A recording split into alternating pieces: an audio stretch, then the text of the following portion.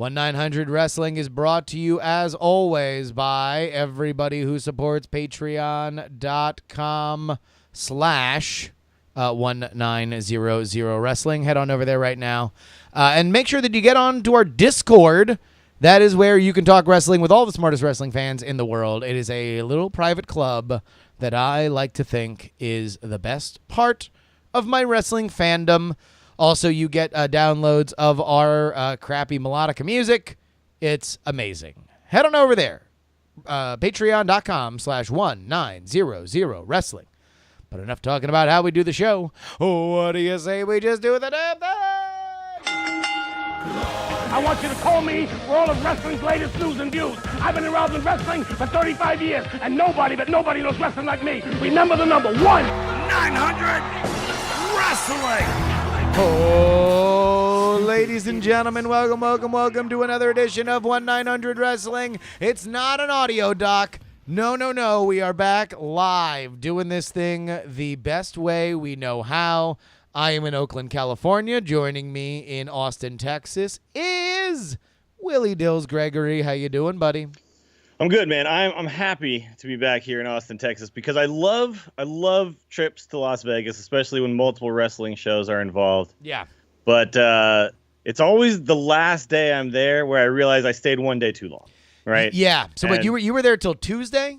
Tuesday was my flight. Now, it did give me time to get some stuff done. I had to shoot a video, like a little promo video for the Mediocre Golf Association. Will be back there in November. By the way, I've seen this video, and I'm assuming that people can find it on your Twitter and Facebook. Currently, it's just on my Facebook right now. I will tweet it out at some point, but I just threw it up there. Just here it is to some of my Facebook, my real life friends, because that's not really my work. Yeah, I don't have like a lot of like podcast fans on my Facebook.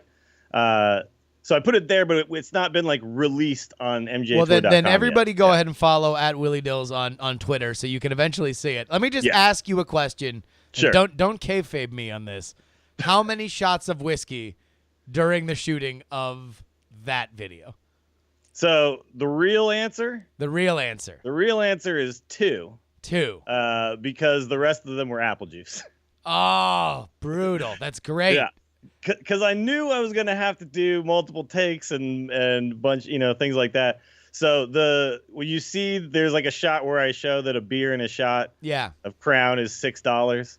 That was real. I bought a beer and a shot there. And then I went upstairs I went back down to the Winchester bar, and I wanted to actually sit at it for a little bit. And I felt weird just putting like my apple juice and pouring a fake shot and sitting at the bar. So I ordered another round there. Yeah. But I had to fly that day, so I couldn't go nuts. You know? Couldn't. Well, I couldn't be completely just shithoused. I didn't know when you shot the video, but I know that he's hardcore. He's hardcore. You never know when you want to get method on that. But everybody, if you are a golfer, I highly recommend you go ahead and sign up for the Mediocre Golf Association's World Check it out. Championships. It's a lot of fun, and I will say this too: shooting video in a Las Vegas casino. Yeah. You were guaranteed to have somebody walk up to you and ask you what's going on at some point.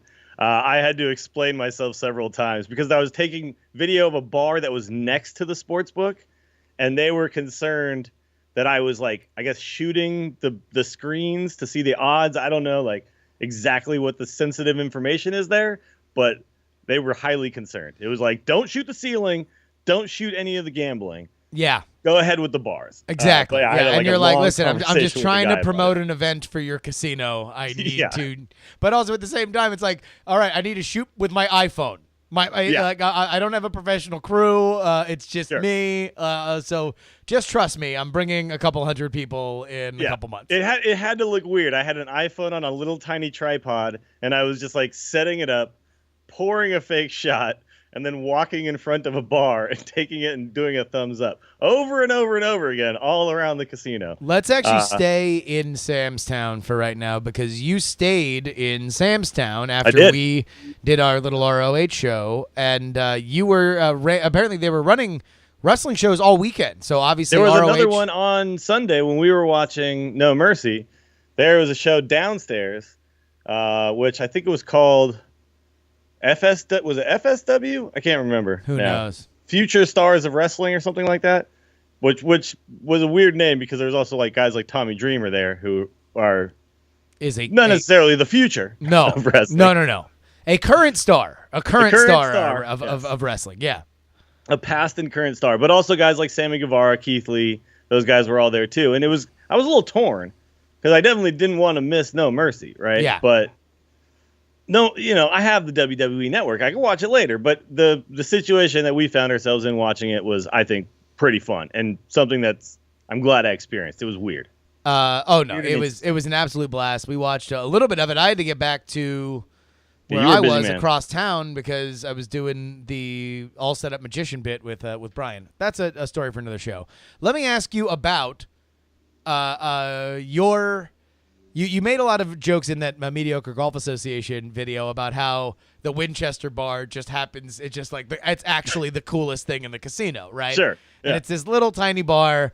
You just gravitate towards it. I don't know why. It just, for whatever reason, it just seems like the friendly hole in the wall. There are bigger bars. There are more bars. There are restaurants. There are nice. This is just, it's exactly the kind of Vegas bar it's like surrounded by crappy slot machines and you're having a good time. We wound up seeing the Kentucky Gentleman. Yeah, that's right. Sexy Chucky T. Sexy Chucky T wander up. But you were doing nothing but running into wrestling fans all weekend. Yeah, it was pretty cool staying at Sam's Town, and then all the wrestlers were all clearly staying there too. So I saw the Briscoes. I actually Jay Briscoe refused to take a picture with me.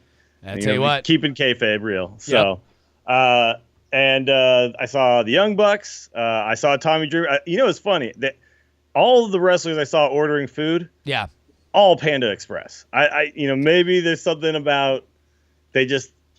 Maybe it is truly healthier. I don't understand, but they were all getting the Panda Express. Nobody was at the McDonald's or the Roberto's line. Yeah, it was all the Panda Express. Just Panda Express. Who else? I saw so many people I can't even like.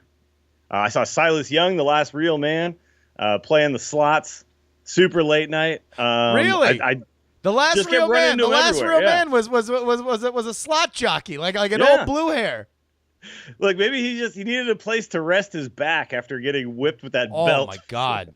Yeah, folks, if you have not seen Death Before Dishonor, I think Silas Young posted on some form of social media the actual close up of his back, but he got whipped with his belt repeatedly, and it was ugly. Yeah, and it left very clear marks. It was brutal. That was I think that was definitely the match of the night outside of the tag match, right? Like those two were the top two matches of that evening. Yeah. I mean, when you were able to see who was the Silas Young's second, the big fat guy? Oh, the Beer City Bruiser. The Beer City Bruiser. The Beer City Bruiser. Who I also saw, by the way, walking through and drinking a beer, just walking through that outside area where the outside bar is. He would be hard to miss. He was very hard to miss when he came off the top rope with an Eddie Guerrero frog splash to the outside through a table on one leg. God. Yeah. That was brutal.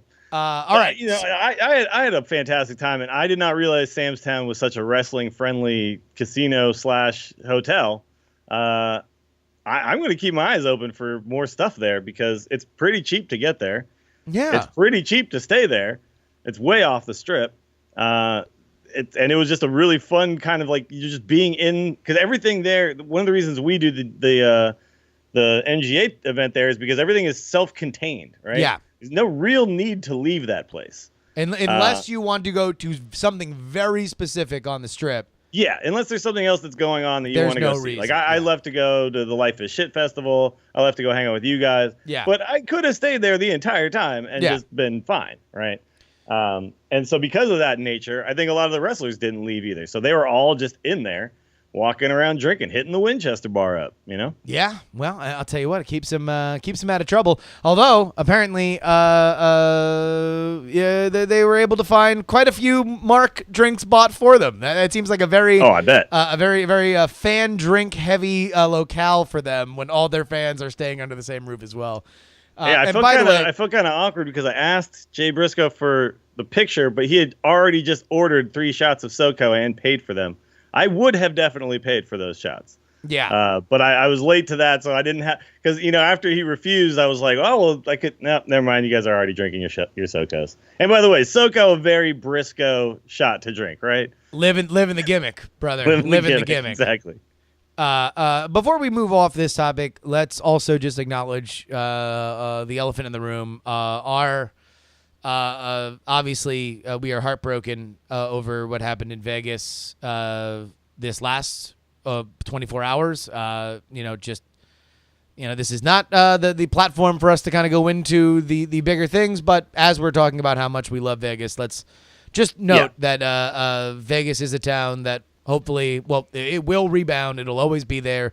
It'll always be a place for you to have a good time. But just so it's acknowledged, we are. Yeah, absolutely. I mean, it's weird to be like so much of my life was like revolving around it. All my family was like contacting me this morning because they had all just seen that video on my Facebook, and we have a bunch of friends there. I contacted all of them. Everyone's thankfully safe, but it is not a place that I think of as anything but like a happy fun time, right? Yeah. And then when something like this happens, it just like snaps you back to reality. It's a town like every other place, and bad things can happen anywhere. So, pretty crazy. Let's eschew the larger problems of the world, so we might refocus our efforts on oiled up underwear men. But let's talk about the men that talk about the oiled up underwear men. Yeah. A shakeup while we were gone, and it's something a media outlet that I think a lot of people who listen to this show are familiar with.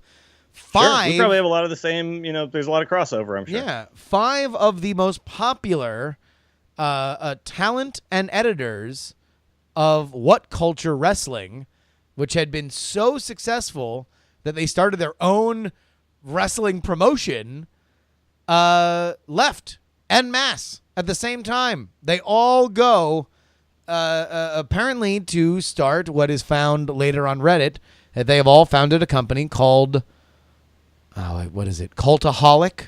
Cultaholics, yeah. I believe is the new name.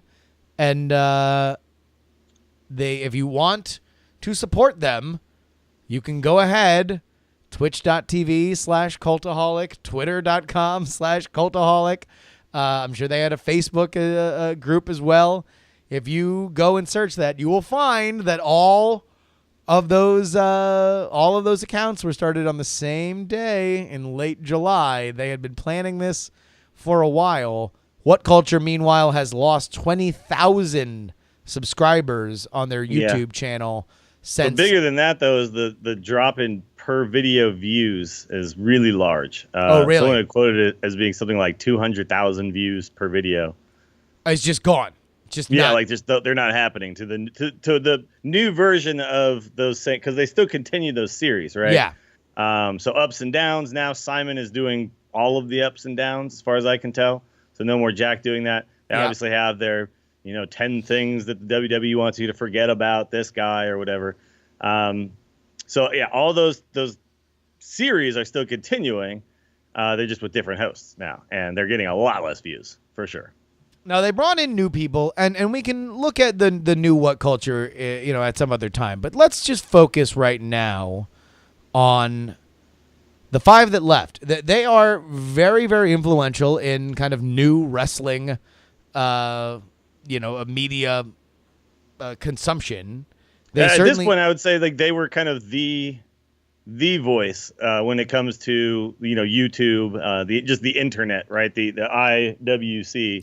I would say that they're in a lot of ways they were their generation's kind of Dave Meltzer, and Dave Meltzer's done obviously like they're not unseating Meltzer, but it's like they're the younger, they're all like about in the like late 20s, early 30s. I think I'd seen a video where Adam Blampied had said he just turned 30 or something like that. But the five that left, for people who don't know, is Adam Blampied, Adam Pacitti, Ross, which was King Ross Tweddell, Sam Driver, who I didn't watch as much of his videos, but I think he had a lot more to do behind the scenes. One of them is the editor. One of them is the editor that does a lot of that stuff. Yeah, Sam, I believe, is the guy. He does a lot of, and also Pacitti, I know, does a lot of editing too. But I mean, this is basically like these are the core of at least the wrestling side of What Culture, and they did a lot of the stuff on the other side too, because they do What Culture gaming, What Culture comics, all that kind of stuff, and a lot of just like movies and whatever. these guys were kind of all over the product, but specifically with the wrestling side of things, they were the main guys, right? So you do not leave, all 5 of you, at once if you do not hate your boss. I think that goes without saying, right? Like, sure. I mean, there are situations where, like, are you familiar with Kinda Funny? Sure. Yeah. Yeah, Kinda Funny. We're all at IGN previously, and then all kind of left to go do, like, their situation wasn't quite the same, where they wasn't necessarily like they hate their boss, but also they had found a level of notoriety and wanted to essentially grab hold of it and do it on their own, right? Like, be owners of their own content. Right? A lot of this is kind of a tale of our modern age, right? Sure. That the reason why you would go to a big company, number one, and this is still true today, is coverage, right? Like, you can just get out in front of more people faster if you are a voice under a banner that everybody knows. But at a certain point, when you become so much of why people are paying attention to that banner, in an era where everybody can just hire an editor, that's pretty much all you need, right? You need sets, you need an editor, and that's pretty much it. Podcasting, you YouTube, can really do it Twitch. for a small amount of overhead at this point, right? I mean, you and me, we do a lot of stuff with just a webcam and a decent microphone, right? Absolutely. So look at this. This is what I wanted to point out here. If you go ahead and take a look at What Culture's Glassdoor.com, if you're not familiar, is basically a place where you can rate everywhere that you've worked. So somebody who is coming in can see what people who have actually worked there, what jobs pay, right? Because you're taking anonymous surveys, and what the management is like. The number one review of the 19 that are there for What Culture, a company of 1 to 50 employees, is an awful place to submit your work. And this thing goes hard. All these reviews are just savage on the CEO, who they say is an absolute tyrant and is just the worst. It does not surprise me, having read that they left, nor does it surprise me that they have found such a big fervor for whatever they're doing next. I only hope that they do it fast. I think that they got a little bit of heat here right now.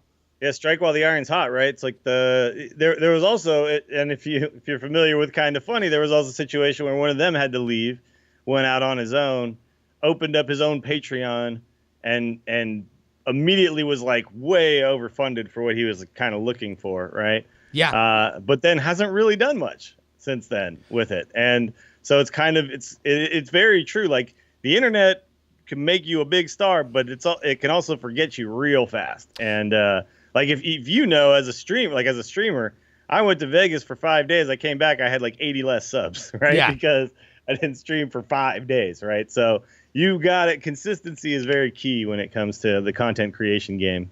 So yeah, hopefully they're up and running soon. Cultaholic. I'm just saying, come back, boys. Come back. We want you. Yeah, plus I just missed the content. I will say I watched some of the new stuff. I'm gonna give these new hosts a chance. And some of them are people that had already been there that we were aware of and things. But there was some where I was like, yeah, this isn't clicking for me. And maybe it's just because the other people were familiar and now suddenly this person isn't. But I had watched some of the video. There's a girl there who was doing ups and downs a little bit, and the whole time she was just kind of saying, well, this happened. Let's see where this goes. And then that was like the insight, and I feel like with the other stuff, you kind of got, it was very clear that they were like lifelong wrestling fans. Yeah. Right. So when you heard them talking about it, they seemed to be coming from the same place. Like, it's like talking to you about wrestling, right? It felt like it came from knowledge and love of the actual thing, not just, hey, I was forced to watch this to do a video on it, which that's kind of how it felt. Yeah. Meanwhile, So WCPW, which was the wrestling promotion that was founded because their videos were so goddamn successful, has rebranded as Defiant Wrestling, replacing the two Adams that had kayfabe warred over the GM slot. The new GM is Stu Bennett, a.k.a. I am afraid I've got some bad news, Wade Barrett. So So we'll see. You know, I'll tell you, I hope everybody does well. It seems like What Culture is a toxic, awful place to work, but you know what? So is the WWE, and we seem to like them. They got stuff done. You can't take away from something about the company. They're doing something right. Whether or not it was just those personalities, we'll find out. I think that it can't just be that. So if they can find some more people and obviously like Wade Barrett, I'm a fan of his. So if they can get him to step in, maybe this WCPW thing's going to be just fine. Sure. We'll see. All right, let's do a few quick thoughts here. Did the Enzo Neville double turn work for you? Oh, like it worked for me like a charm, and it's still working. I'm loving all the because right now you see Neville just looks like a kid where you just took away his favorite toy. Yeah. Right. Every time he's obsessed. Like he can't. It's like when your mom smashes your Nintendo because you didn't do good at your homework or something like that, and now you're just destroyed. Right. Like every time he comes out, he's just got this hollow look. It looks like he hasn't been eating. It looks like he's doing very poorly, and I love it. And Enzo is the cockiest heel ever, but also like completely can't back it up. It's great. I love it. The whole thing is working perfectly for me. So I was listening to the Masked Man show. I love David Shoemaker. I think he's fantastic. And he was kind of perplexed because it's like, well, you know, he never ran down the crowd. Enzo's supposed to be this ultimate underdog, and now he's a total POS.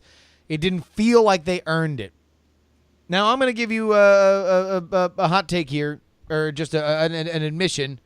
Because of a lot of stuff, I have not watched all of Raw, and I have not watched all of SmackDown. I've seen the parts that people talked about. Sure. But I just watched that Enzo Neville double turn before we recorded this show in a desperate attempt to fill in any gaps. That was awesome. And also, it was about as like Southern fried and, you know, old school NWA as you could possibly get. It's Enzo as Ric Flair, who's talking about how he's not just good. He's a relevant mainstream figure. And like The Miz kind of does that, but there's also this level of irony over it when he's like, oh, I started the Marine 5. I'm an A-list actor, right? Like that in and of itself is supposed to be kind of comedy. Enzo, listen, go on Enzo's Instagram. Enzo is about living that life. He's about trying to hang out with Kardashians and getting $10,000 tickets to Mayweather McGregor. Like, he is that dude, and he is going to be Instagram Ric Flair for as long as they are going to let him, and I think it's fantastic. No, it's working perfectly, and that I think, you know, if people kept talking about the Enzo burial and the backstage heat and all this, if they just flipped that and said, hey, look, we all hate you. Let's let them hate you too. Let's just run with that. It is so perfect because when you could take, that's one of the kind of the tenets of wrestling, right? It's like just take who you are and turn that up to 11, right? Like Stone Cold Steve Austin was not the ringmaster. Like he was Stone Cold Steve Austin in life, right? But he just turned that all the way up. Like, okay, now throw me some beers. Let's smash them and drink them. That's what Enzo should be doing. And it's fully working. And I'll say this too. I don't think that they didn't earn it. All of the stuff after the breakup where when he did start going with the cruiserweight division, they really did set up this kind of chicken shit personality for him for a while, right? He kept squeaking out of matches, cheating to win, getting that number one contender spot through essentially stealing someone else's pin. All that kind of stuff, like, all led to this moment of kicking Neville in the nuts and taking the title, right? Yeah. I think it's great. And also it allows Enzo to do something that he has not done yet in the WWE, which is be really, really, really mean to people that we should like. Yeah. Oh, my God. His heel promos are just fantastic. Yeah. I'm loving all of it right now. Because that's something that is great. Not a lot of people are as clever as Enzo Amore. And we're going to get into a point where he's got to be careful about how much he makes fun of these guys that can't talk as well as him, because he's going to have to get his ass kicked. But what I really, really liked about it, and this is what I thought was as Southern and country fried as you could do, is they set up kind of the ultimate wrestling angle, right? Which is, oh no, the babyface violated some horseshit contract thing that said that he could not be touched, and that the champion could not be touched, and now he can't challenge for a title, and now we're gonna go from probably here to WrestleMania, or here to Royal Rumble, or here to whatever. I hope it's long. I hope that they take their time with it, and then eventually, whoever, Vince McMahon, or there'll be something, or Enzo will snap and say, all right, well, if this person beats me, Neville, you'll get your shot at the title, and then Neville will win the title back. But I think it's fantastic. I think it's great. Yeah. Now, do you think they pair him up with anybody? Do you think they let him just go on his own for a while here? Because I feel like a lot of people on the internet are like already starting to think of who to pair up with him again. I mean, to be honest, I kind of want to just see Enzo on his own for a while. I've said this on this show. I think Enzo at his peak would be a cross between Syxx and Eric Bischoff from the NWO. The guy that is the guy who talks the most and is also the first guy you have to beat if you want to get to the bigger fish in the pond, right? Yeah. And I would love to see him with a posse. I'll tell you what, I would love to see some hilariously mismatched size-wise guys behind. Like if he brought up the Authors of Pain, I would want like him to just have the Authors of Pain with him, and they can't wrestle. Right? Yeah. They can't wrestle on 205 Live because one of their thighs is 205 pounds. but he's just there, so whenever anybody screws around, the Authors of Pain can just destroy them on the outside. That could be kind of fun. Yeah, I do like the idea of a posse because I think the Miz Taraj has done a lot of things for like Bo Dallas and Curtis Axel to me. And you can like tie anybody to Enzo and then he will elevate them. He will help them out. So yeah. But ultimately, I would love to see, and I'll tell you what, this is a good segue. I would love to see, I've said this before, I'd love to see him in the club, have Gallows and Anderson and Enzo listen to that talking shop. Man, they get they all get along. They are all about living that brother, as we softly brother lifestyle. I think that would be fantastic. And if you put him with either AJ or Finn, however you want to work it out, I think that would be fantastic. But let me ask you this. The Young Bucks have worked themselves into a shoot, literally. They were working about the fact that WWE stooges had kidnapped Hangman Page and that they had gotten a cease and desist for the Suck It chop, and that the WWE had taken away Cody's last name. Now, there are reasonably all of that was apparently them just taking little things and making them big so they could make money off it in their industry. Until the Bullet Club decided to invade Monday Night Raw while they were in Southern California last week. Which was standing in front of their bus? So technically me and you invaded American Idol when we were in Oakland? Yeah. So, but this is obviously the, a parody of DX invading DX. WCW. I remember. Yeah, absolutely. They wound up getting an actual cease and desist, as far as we know. An actual cease and desist. Again, though, they said it. Nobody's seen this piece of paper yet, right? Yes. It's being reported that it is real. That they can no longer use the Wolfpack too sweet hand gesture. Yeah. This is of questionable origin on whether or not WWE has the rights to sue for it. The University of North Carolina State, the Wolfpack, the football team, they do the same thing. Apparently, the hand gesture was initially discovered by X-Pac, by a Turkish mafioso, apparently. But let me ask you this. Do you believe that we are more likely to see a Bullet Club stable now that the WWE is more keenly aware of exactly how much money the Young Bucks are making.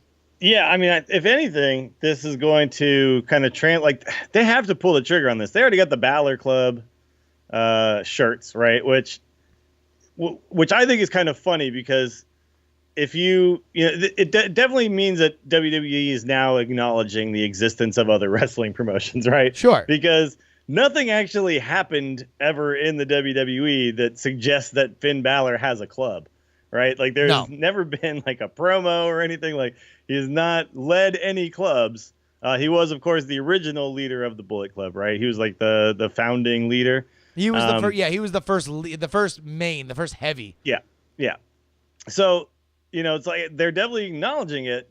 I want them to pull the damn trigger on this because first of all, yeah, it's a great storyline. At a certain point, we need some big staples again, right? Like we need some guys just tearing everything up. So I'm hoping, like, because right now it's kind of being bastardized, right? They're just like anything can be the club, right? Marty Scurll has Villain Club on his thing. Of course, our buddy Mitsula, Burger Club. Like you could just do whatever club. At this point, we know it's all a reference to Bullet Club. Pull the trigger on this thing, man. Let's go. I'm ready for it. Well, maybe they can get ready for it while they are indulging in Shane McMahon's new investment property. He is now in the legal weed industry. Yeah. Go for it. Good for him, dude. Look, the McMahons they're a family of entrepreneurs, right? They are. And this actually leads me to another question. RVD for a long time seemed to have problems with the drug policy in the WWE. Those times got to be a changing too, right? Like apparently, let the wrestlers smoke. They have to jump off of high things all the time. Let them get a little high. The issue is, as far as I know it, and this is me hearing secondhand from third hand, right? Sure. But the policy in place is not for weed smoking. That weed. But I've also heard that Orton got into trouble for it. RVD got into trouble for it. No, I've definitely heard through the grapevine. Apparently, it is they will drug test you if you are exhibiting other troubling behavioral patterns. Yeah. And if you are doing that, they will drug test you and say, you got to knock it off because we drug tested you. But It is there more for people. If you are showing up to work on time, if you are doing everything that you need to do, and then you go home go to your hotel room and you decide to light up a fatty for this pimp daddy in the way that the Godfather said on national television repeatedly, then I think you're fine. Yeah. It's no different than you just hanging out at the Marriott bar. The issue that RVD and Sabu got into were that they got popped by the cops. And if you get popped by the cops, then it's a different thing. All right. I got one more thing I got to bring up, and then we'll get into our philosophical question. I think this is a perfect segue, by the way, too, because I was at a dinner party on Saturday, and I got into a conversation. As one does. Got into a conversation with a friend of mine, and I wound up saying, "Oh yeah, I'm a fan of pro wrestling," and I got that look because normally every wrestling fan knows that when you admit to another person that you are a fan of pro wrestling, you get either the dismissive, like, "Oh, okay," that means they're judging you 100%, right? Yeah. But then every once in a while, you get the cousin of that, the more understanding cousin of that, which is, really? Like, why? And it's odd because it means that they respect you, but they do not respect this thing, and they are asking you to add it up for them. It's surprising to them because you are not the type of person that they would think would be into such stupid things, right? Yes. Like, it's the same thing when people discover that I play World of Warcraft or that I'm a nerd about stuff, and it becomes even more weird when I have to explain that it's also my job. Yeah. Right? Which sometimes helps and sometimes hurts that conversation. But yeah, it's like, when people have made a prejudgment about a certain thing in life and then find out that you are someone who enjoys that and they've made a prejudgment about you that doesn't match, right? Yeah. I know exactly what you're talking about. So he says to me, why? You know, we're at the point in the dinner party where drinks have been flowing for a little bit, so he's probably a little bit more candid than he would be if we were just talking at 2:00 in the afternoon. But he's like, why? So, Dills, let me ask you your response to that, and then I'll tell you mine.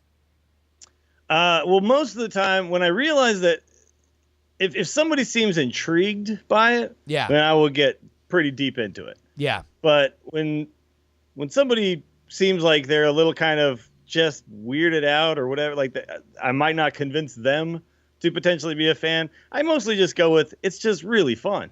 It's just super fun. Yeah.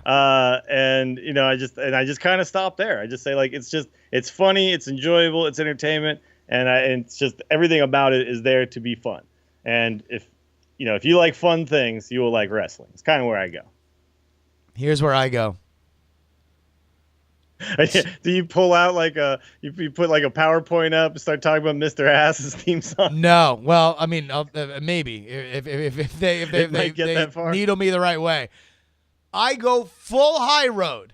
Full high road. I go listen, it is the greatest American invented art form next to jazz. And they are unique on both levels in that they are improvisational. Here's the difference between professional wrestling and Cirque du Soleil. Professional wrestling has the balls to make up a new story every time that they do a show.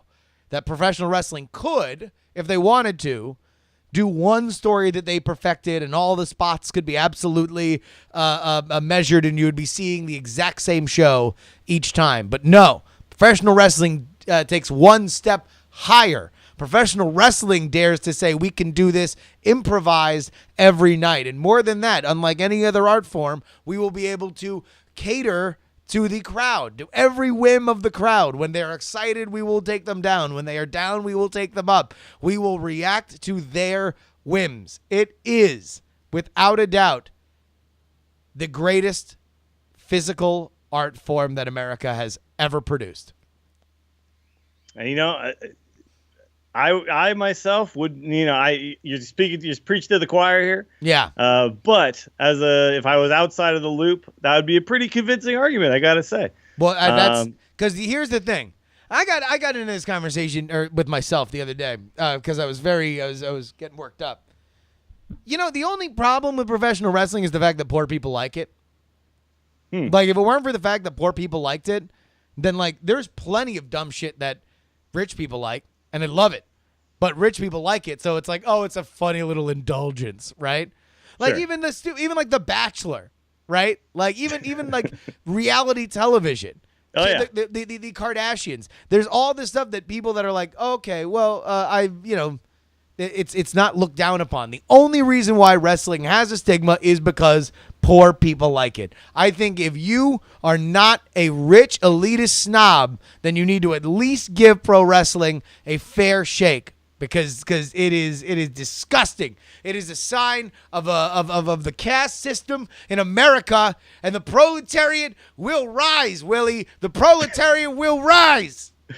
I always find I'm a very anti-snob type of person. I always find it funny that there are certain things that people have just decided, like, this is lame, right? And this is cool. And really, when you put them next to each other, they're not so damn different, right? No. Like I don't know if you've ever heard this from people before, but they'll say, oh, I like every kind of music except country. Yeah. Right? Have you ever heard that? Oh, That yeah. is like a super common thing to say when someone asks you what kind of music you like. Oh, everything but country.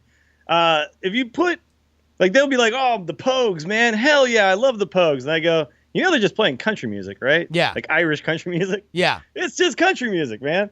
It's like it's all the same. But for some reason, and you're probably right, it probably is some sort of weird economic divide where we think things that rich people like are cool and we think things that poor people like aren't that cool.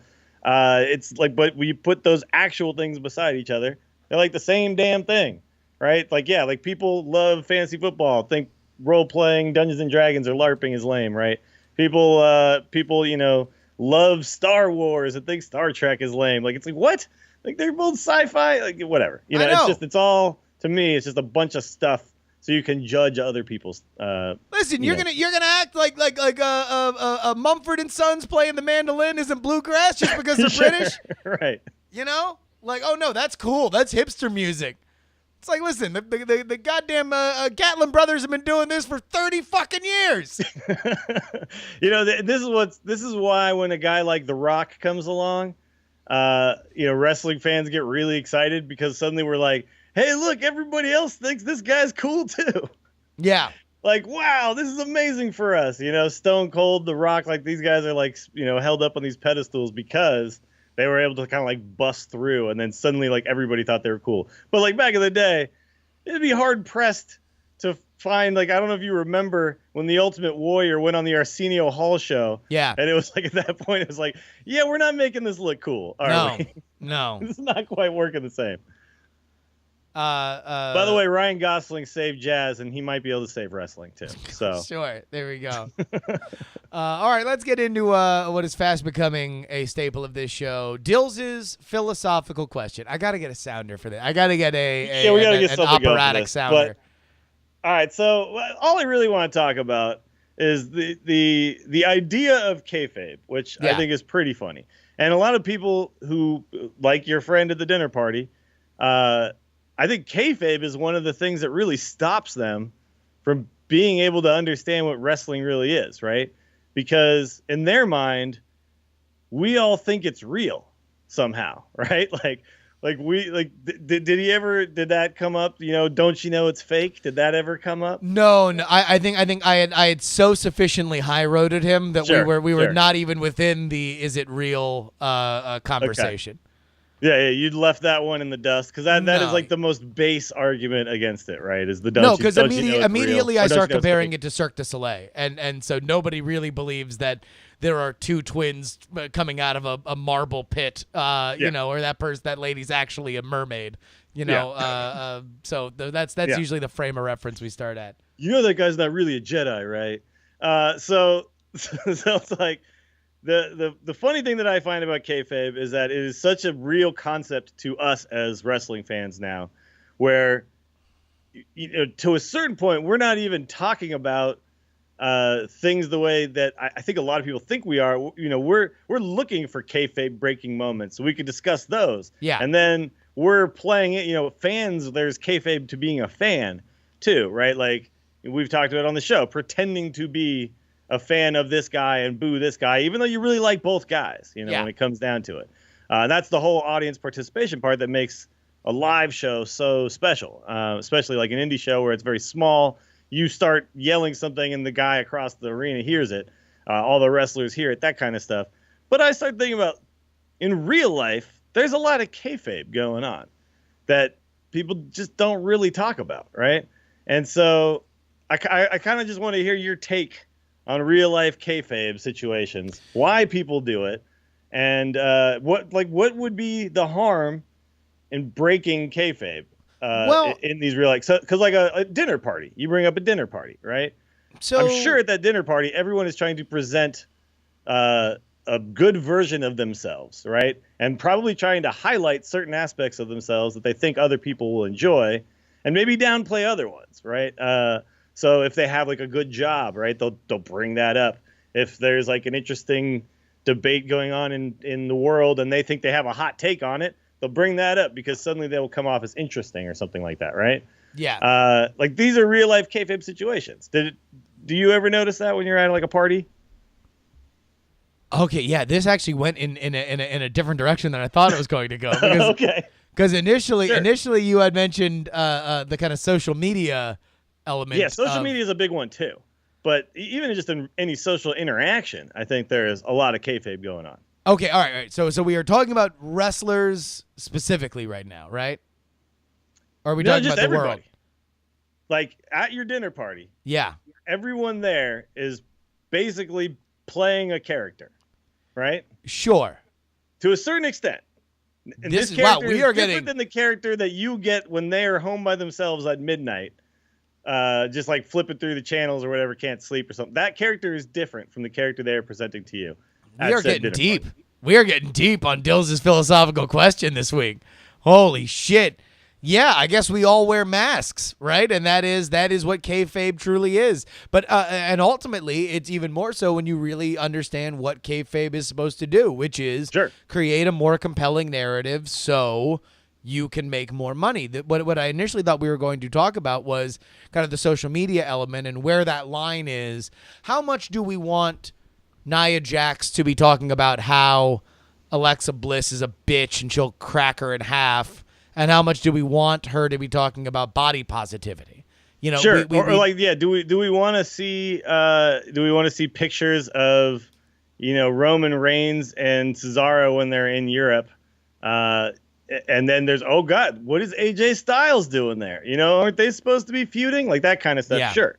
Absolutely. But I'm talking about more just like regular human beings. So I guess the reason why I mentioned that, Facebook, I mentioned the social media stuff because when social media is done right for wrestlers, you are getting a fuller immersive experience, and that's ultimately here. And again, I'm glad that we did the dinner conversation thing, because here's another thing: if you want to make your defense of wrestling sound 50,000 times smarter to an average person, just go ahead, replace kayfabe with immersive theater. They are interchangeable. They are one for one, except one is the cool hip thing that everybody wants to pay $90 to go see and brag to their friends about, right? And one of them is some hee-haw horse shit that the one-tooth hillbillies love, right? Yeah. No, so absolutely. What is the immersive theater of our own lives? What are the little things that we do? Because I'll tell you what, here's a little kayfabe that I'll say. Whenever me and you are together, there is, I think, a narrative that, not to say that it is not well earned, that me and you are kind of guys who won't shy away from a few drinks, right? And I think the social media that people want to see if me and you are together is not having high tea discussing the issues of the world, right? It's not. No, we're probably hitting the Winchester bar. It's the Winchester bar. It's 2 shots of Jack with a beer sidecar, and we're chopping it up and shooting the shit, because that's. Look, I'm just keeping kayfabe, Jerry. I don't know what you're doing, but I mean, listen. Again, live in the gimmick like the Briscoes. Yeah. But I think that is a huge thing. So why do we do it? Because we want people to like us, because we want to make more money, because we want to be more attractive, because we want to. It's self-beneficial. Yeah, it absolutely is. Like, so think about too, like the way people act on Facebook, right? Yeah. And there's been studies on this that you don't see a lot of people, and in fact, it's like jarring when you see somebody go onto Facebook and write like a sad status, right? Yeah. It's almost like, whoa, what is this all about? You're breaking up all my vacation pictures my friends are taking, right? Yeah. Like here's I'm just looking at all the puppies stuff that people, and the cats and all the fun, happy things they're doing. Oh my God, they were at that show and they did this thing and they went on a hike today. Holy shit, I haven't done that in months. Like this like kind of interpretation of ourselves that we present to people, like on Facebook especially, is very much that's a kayfabe world right there, right? I'll tell you, you are right, because there's times where if it's just like vacation picture, oh, I did this thing, oh, I'm at this place, and then it's like, I'm feeling really sad, and then there's another vacation picture. I just kind of step over that status like a homeless guy, like sad person here. Let's move on. Oh, geez, shame for him. I hope he gets it. Tell you what, like the same way I'd give a homeless guy $1, I'll give you a like. Here you go. Here's a like. Sorry about that. Got to move on. Yep. Now I can feel better about myself. Yeah, inevitably, like the comments in there will be like, "Oh, I think you're beautiful," or "Hey, no, everything's gonna be fine." And again, like those people are also living the kayfabe too. But it's just I find it funny that it kind of gets overlooked in regular life. And again, I don't think that there's anything wrong with it. I think it's definitely like it makes sense at its basis level why we put forth the best version of ourselves and hold back on things that maybe we don't want people to know about, but that we secretly always want to do, right? Like, and in fact, there's a certain group of people who basically like turn this around in such a huge way that they end up earning a whole bunch of weird respect Yeah. Right. Like people who glorify their own drug use or things like that. Like, I remember watching, I don't know if you know who Post Malone is. Do you know who Post Malone is? Yep. So Post Malone goes on to the H3H3 podcast, and he's drinking Bud Light and smoking cigarettes the whole time. And there's no shame in his game about it, right? Yeah. He's like, yeah, I like Bud Light and cigarettes. What?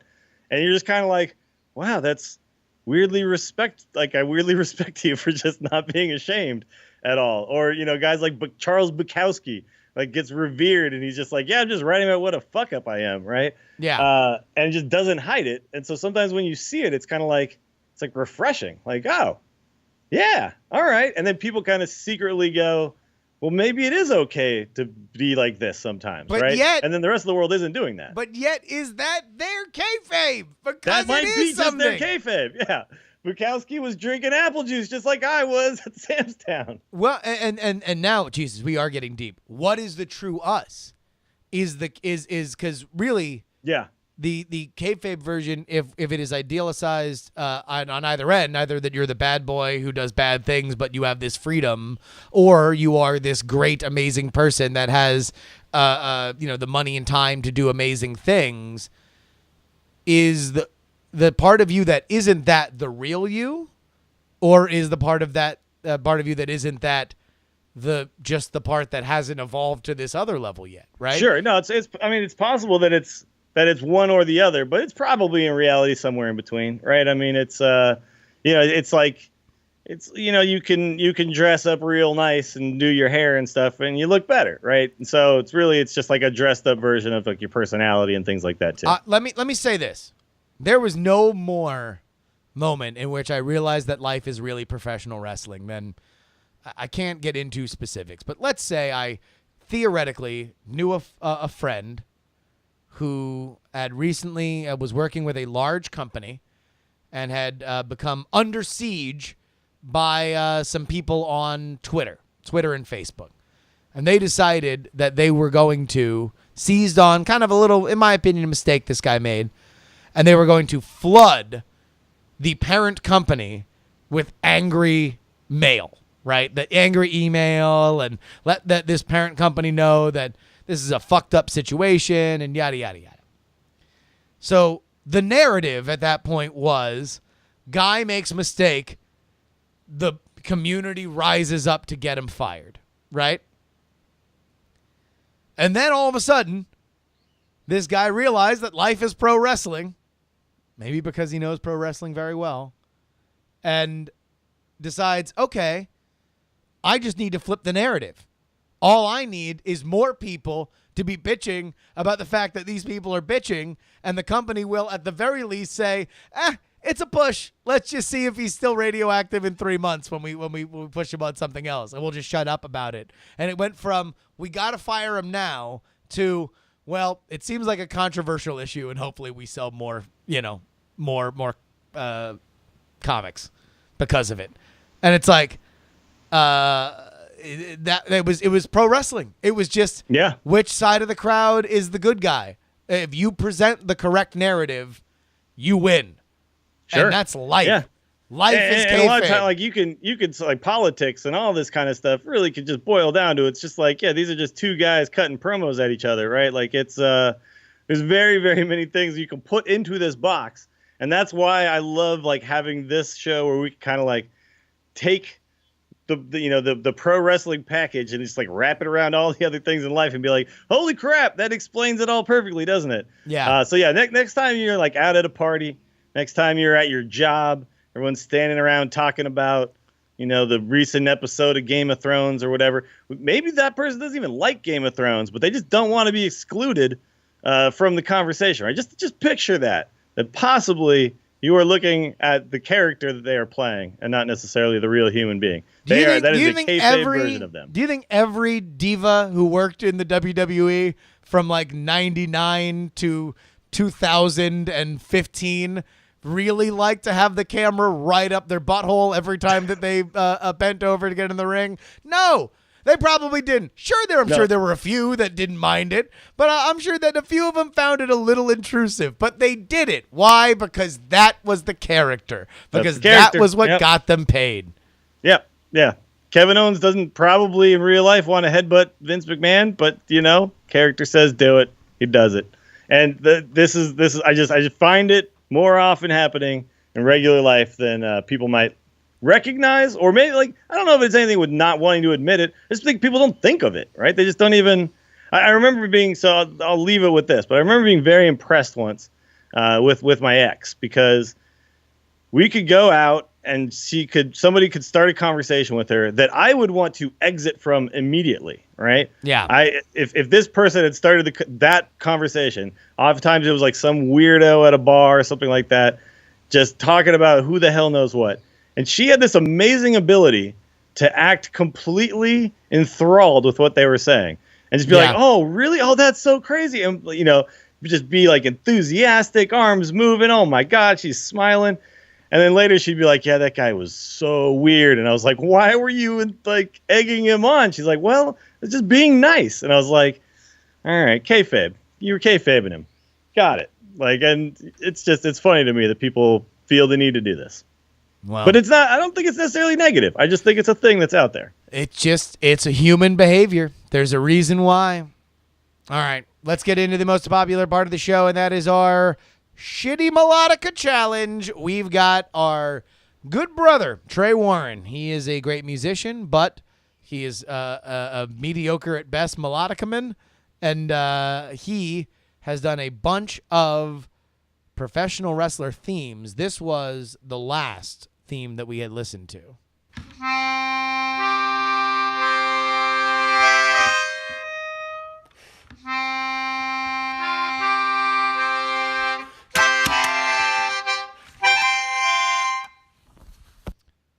Although I'll tell you what, let me listen to this next one. I think that was 2 weeks ago. Hold on. We have another one.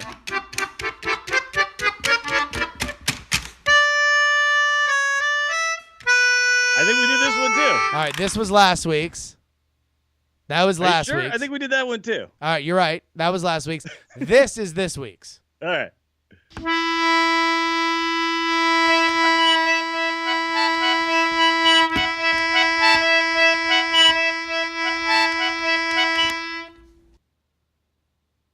We have not done that. Definitely the Chicago Bulls, right? We have not done that one. No, that's one we played, but we haven't revealed it yet. Wait, we did play that one? We did play that one. We played that one 2 weeks ago. Maybe I'm behind on posting these. All right, then here, let's. Yeah, because I remember hearing this, and someone, it sounds exactly like Osiris, right? Yeah, it sounds like the basketball thing when the Bulls come out. Which is, God, what is the actual Alan Parsons Project? Is that who that actual song is? Yeah.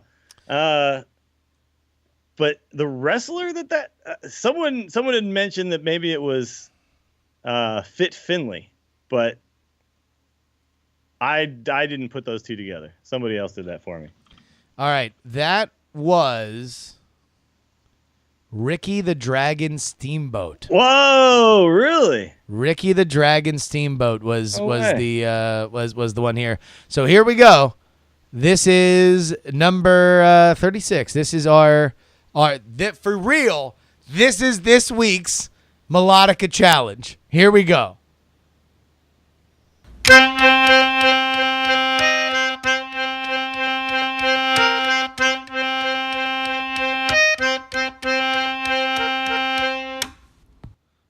All right, one more time.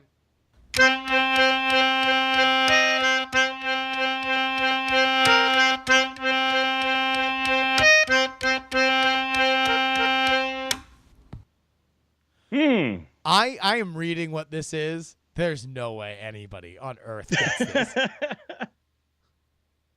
I'm nowhere close right now. But I do recognize the notes. Don't focus on the notes. Okay. Focus more on the timing than the notes. The rhythm is more important here? Yeah. Right. In fact, it is being betrayed by the fact that the actual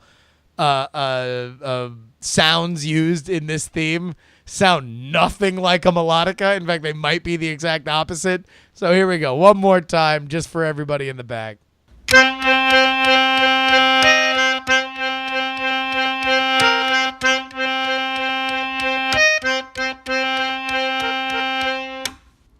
It's once you hear it, you will laugh because the timing is exactly on, but you realize how much that theme with that timing just sounds like an Indian war chant.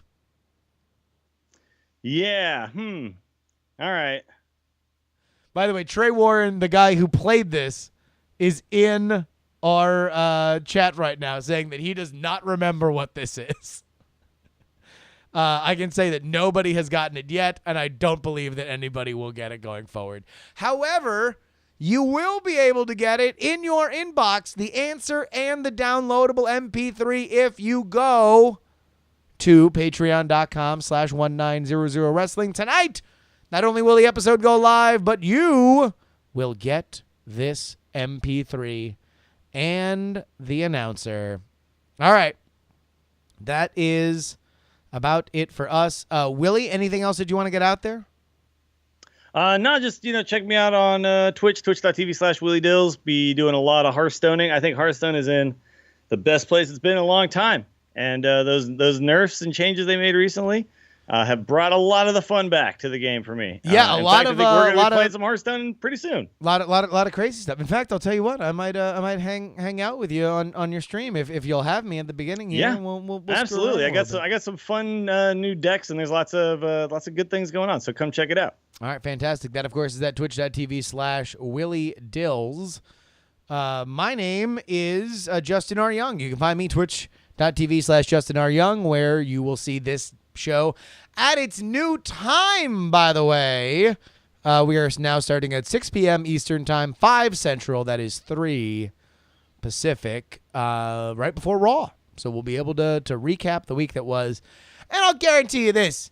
Ain't no other show going into the masks we all wear and how kayfabe is life in the same way that we are. I'm very proud of this show, and I hope you guys also enjoy it. But until next time, I want you to call me. My name is Justin Robert Young. That is Willie Dills Gregory. Again, patreon.com/1900 wrestling is where you can support us. We are 1900 Wrestling. Until next week, be dialing. Stupid idiots. They call me Hot Rock. If you smell what the Rock is cooking. And his name is John Cena. Well, look at this, prima donna. Thank God Donald Trump's a maniac.